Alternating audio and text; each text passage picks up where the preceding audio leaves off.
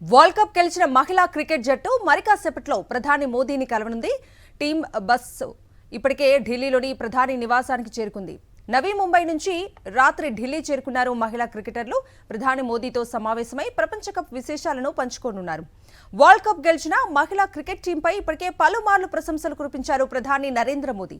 భారత పుత్రికలు దేశానికి గొప్ప గౌరవం తెచ్చారంటూ కొనియాడారాయన. వరల్డ్ కప్ లో సత్తా చాటిన మహిళా క్రికెట్ జట్టుకు బీసీసీఐ 51 కోట్ల నజరానా ప్రకటించింది.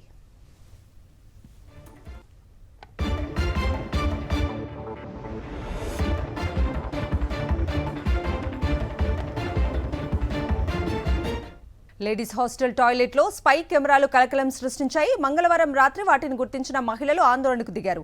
తమిళనాడులోని కృష్ణగిరి జిల్లాలో ఈ ఘటన వెలుగు చూసింది. ఈ ప్రాంతం కర్ణాటకకు సమీపంలో ఉంది. ఒక ప్రముఖ సంస్థ తమ ఉద్యోగుల కోసం ఈ వసతి గృహాన్ని నిర్వహిస్తోంది. అక్కడే ఉంటున్న ఒడిశాకు చెందిన ఒక ఉద్యోగి ఈ కెమెరాలను అమర్చారు. రహస్యంగా వీడియోలు చిత్రీకరిస్తోంది. అనుమానం వచ్చిన మరో ఎంప్లాయీ ఇచ్చిన ఫిర్యాదుతో హాస్టల్ నిర్వాహకులు తనిఖీలు చేపట్టారు. దీంతో కెమెరాల గుట్టు రట్టయింది. దీంతో హాస్టల్లో ఉంటున్న సుమారు 2000 మంది మహిళలు ఆందోళనకు దిగారు. సమాచారం అందుకున్న పోలీసులు నిందితురాల్ని అరెస్ట్ చేశారు.